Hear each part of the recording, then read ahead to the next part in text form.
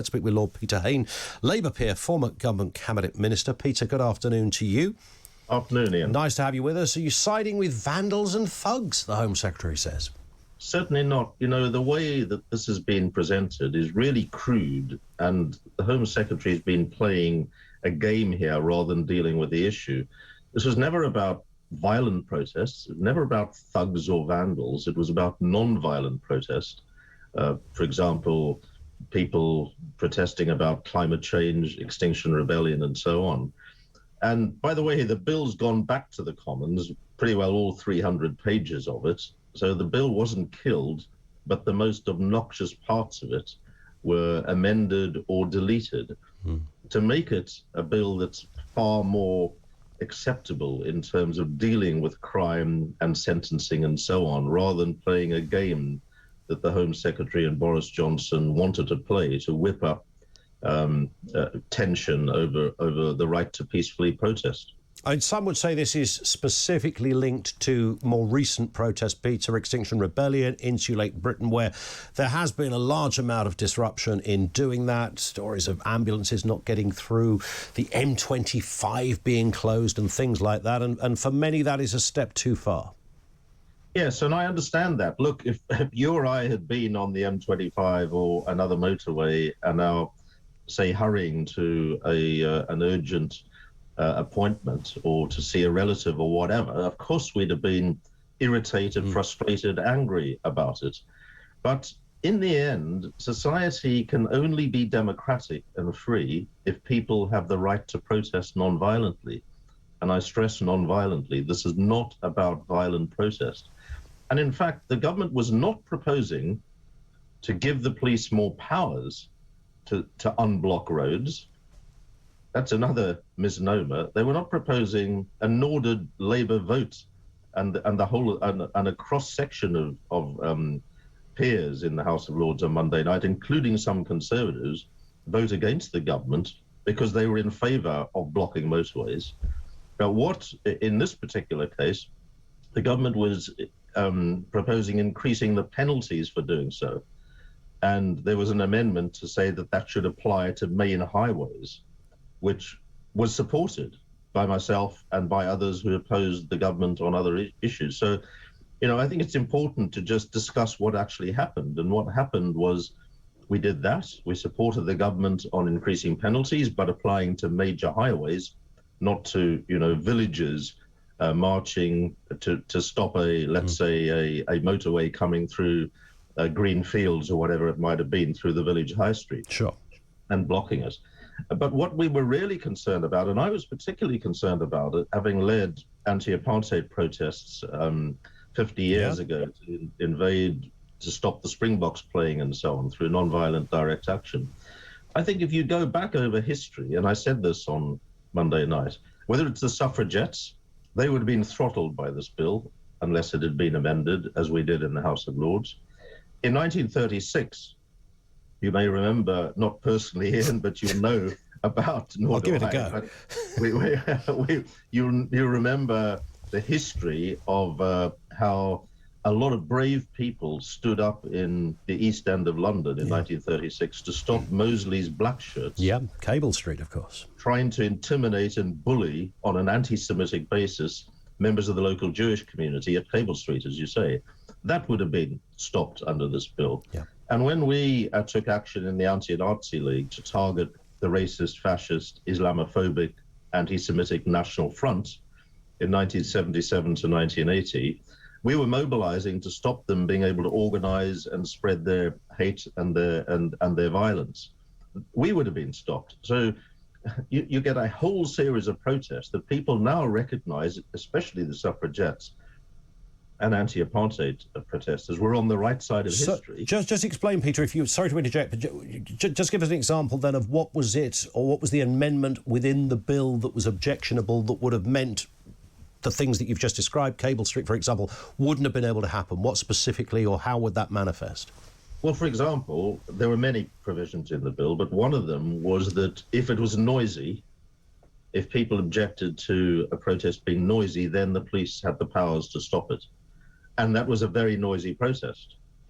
Similarly, the suffragettes chanted and chained themselves to Parliament railings, and one suffragette ran under the King's horse at Aintree during the Grand National, and she actually died. And that caused enormous uproar amongst race attendees, the audience, of course, and spectators, of course it did. Just like when I was running on the pitch at Twickenham stopping the all-white Springboks, who wouldn't have been able to have the black Springbok captain they have today and who lifted the World Cup 2 years ago. A lot of rugby fans were upset with me, but it actually helped change the course of history by bringing down apartheid. It was a part of that. So I think at the time, we have to acknowledge protest is unruly sometimes.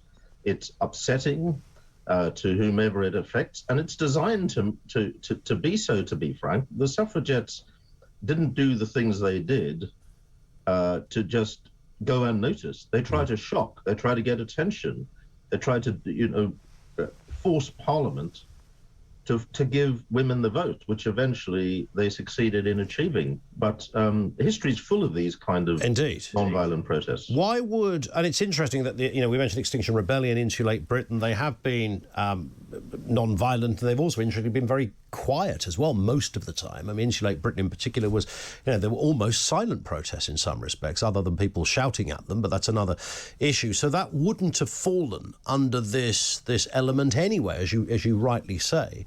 So what do you think the government were trying to achieve then? What do you, if there is something more surreptitious going on in this business of, protest being too loud, who are they hoping to catch in that particular net? Well, I think what it was conceived of, this bill, by the Home Secretary Priti Patel, who presents herself as a tough, jackboot type of attitude to all protest pretty well, that she doesn't approve of. I think what she did after the Insulate Britain protests on major roads and Extinction Rebellion protests as well, is she used this as a means of really going right over the top and seen to be acting tough.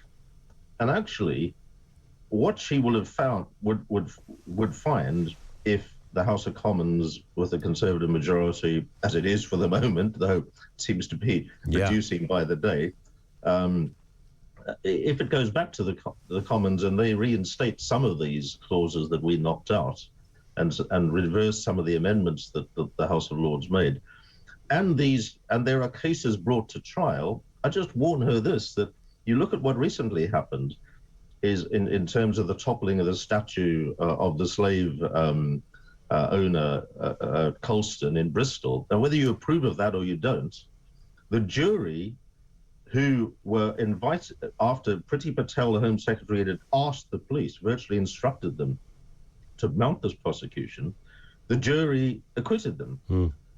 So, and the same has happened for Extinction Rebellion protesters who deliberately inflicted, I think it's more than £5,000 worth of damage at Shell's headquarters. They did it deliberately in order to get in front of a jury, because otherwise they'd have been convicted before a magistrate. And the jury acquitted them as well. Nobody disagreed that the offence had been committed, but the jury thought, hang on, their arguments for doing this to draw attention to Shell's activities in refusing to really take the necessary action to tackle climate change and the emergency around that.